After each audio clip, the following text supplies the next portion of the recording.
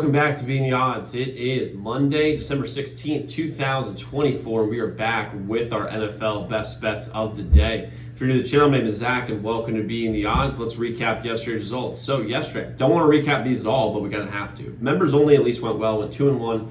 Packers minus 2.5, dub. Eagles minus 5.5. That was an absolute, shellacking for the most part. Chargers minus 2.5 was pretty terrible given the fact that the Chargers up 17-10 and after that point didn't score a point. Really something there. Justin Herbert's got to play a lot better than that. Bills plus 3, dub. What a game. That Bills offense is unbelievable. I think, I don't know about y'all, let me know in the comments what y'all think, but I'm pretty sure Josh Allen locked it up. Locked up the MVP award last night because that was unbelievable. I wish that game was on today. But whatever. Dolphins plus, and then we got into the shit. Dolphins plus 3. Tua couldn't have played any worse. He legitimately could not have played any worse. He threw, once they got that break against CJ Stroud where they shotgun, hit him in the face, went down, Dolphins get the ball. I think the second play after that throws a pick and then they run it back to like the Dolphins 15-yard line or something. And then they get a 3. Now it's 13-6 instead of at least 10-9, if not 13-9. And then you throw 2 picks one pick in the Texas side of the field, and then a horrible pick to end the game. Tua couldn't have played much worse. That lack of arm strength really was showed off yesterday. Derek Stingley played great. That corner for the Texans, he played awesome. Absolutely should have gotten that one. Panthers minus 2.5 and Browns plus 4.5 just bad picks overall. And then my Redskins, we were up 14-0 at halftime, and then that second half play calling by Cliff Kingsbury. He should be if he hasn't been so good this whole year, he should just literally be shot in the head with how bad that was. They almost blew the game. And by the way, if you didn't watch, they stopped the clock for the Saints with 9 seconds left when there were no timeouts, gave them 4 extra seconds, and they clocked the ball 3 seconds left. That game should have been over right then and there, and they absolutely blew it. Absolutely blew it. The refs almost did. Thank God that we won, because I'm a Redskins fan. But even so, should have covered that game, and honestly, we almost blew the game in general. Absolutely insane. But even though we had a bad day yesterday, 35-21 our last 56 NFL bets.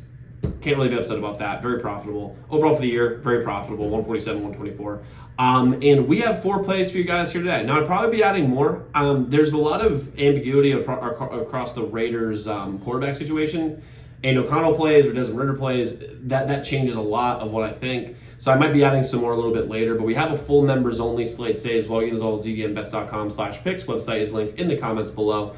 And also, if you haven't already, hit that subscribe button. Like this video, hit the notification bell so you never miss a pick. We post these videos every single day along with our daily pick video. We're going after our 15,000 subscribers. So I'm excited to have you all here. Let's go win together today. Let's go make some money. So let's jump into play number 1 that we have for you guys here on YouTube.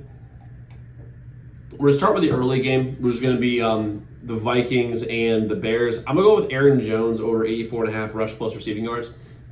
This Bears team does not stop the run under any circumstance. They're terrible when it comes to stopping the run.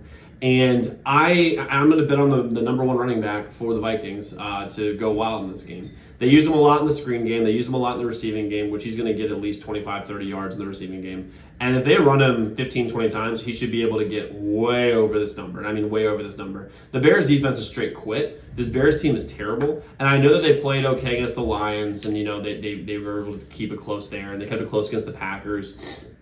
But with the game script being a 7-point spread, or a 6.5, 7.5 point spread, depending on what book you use, this game script would be Aaron Jones going over this number. So I love him over this number. The Bears' rush defense is one of the worst in the entire league over the last 6-7 weeks since the Redskins had our Hail Mary on them. They've been terrible against the run. So I like Aaron Jones here over 84.5 rush receiving yards. He should go way over this number. Next, DJ Moore over 58.5 receiving yards. Again, based on the game script, based on what Vegas is telling us, 7-point spread. Chicago should be throwing the ball a lot, and DJ Moore is number 1 target. Keenan Allen's more of a possession receiver, so if you want to look for another receiver that's not DJ Moore, you can look at Keenan Allen. As far as his reception number, I think it's 4.5 right now. That's a good bet too. But I'm going to DJ Moore 58.5 receiving yards because DJ Moore always catches 1 bomb. And then by bomb, you just a very big chunk play, 20, 25, 30 yards. And if he does that once, I mean, we should be able to get over this number since he's the number one target on this team. Caleb Williams didn't have a pretty good connection. I know there's been a lot of stuff over the year where they're like, hey, he's not like they hate each other and DJ Moore can't stand him. He wants Justin Fields back. I think he was more frustrated with Shane Waldron because Shane Waldron's a terrible offensive coordinator. I don't know why they hired him. It made no sense at all. Other than the fact that the Bears are super cheap. The McCaskey family is like one of the worst. Like the McCaskey right now is one of the worst owners in the NFL. And one of the worst operators in the NFL. But DJ Moore should be able to get over this number. I think him and Caleb have a good connection. I think Caleb's actually pretty good as a quarterback. Like I think he's not as good as Jaden Daniels, obviously, and maybe Drake May. We'll see. But even so, DJ Moore should be getting a lot of targets here. And where the Vikings have had trouble is in the pass game. They're good at stopping the run, but they have trouble against the pass. And the game script says a lot of passing. So give me DJ Moore with 58.5 receiving yards. Next, I'm going with probably the best rookie in the NFL outside Jaden Daniels, Brock Bowers, over 63.5 receiving yards. I don't care who plays quarterback. I know I said a minute ago with Aiden O'Connell or Desmond Ridder, but this specific guy, they're just going to throw it to him every time. He's the number one weapon on their team. He is such a good yak receiver. It's ridiculous. And 63.5 receiving yards for Brock Bowers, who is going to get probably 13 targets, is ridiculously low. I'm not really sure how Vegas is doing this. But with Brock Bowers, man, he's going to be throwing the ball about approximately, 1,000 times in this game. And the Falcons are terrible tacklers. They do not tackle well at all. They also are very, very bad, like guarding tight ends.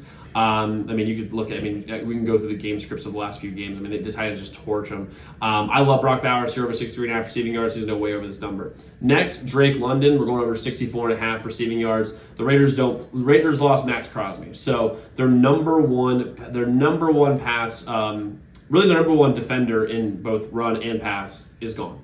And with Kirk having time, he's going to throw to Drake London, very similar to Brock Bowers. I think Drake London gets 9-10 targets in this game, and most of his targets are in the 12 to 13 yard intermediate range.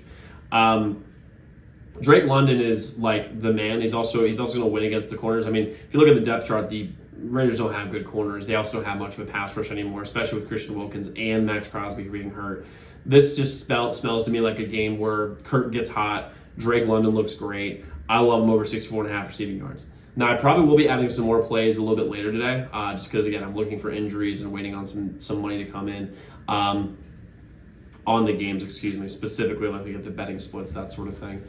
You can check those out. I'll put that in the pinned comment below, put that on my Twitter, and members, you'll obviously get those texts to you well before those come out, so you guys can check that out. But guys, good luck with those picks. Let's go win together now. Let's go make some money. I'll see you all tomorrow.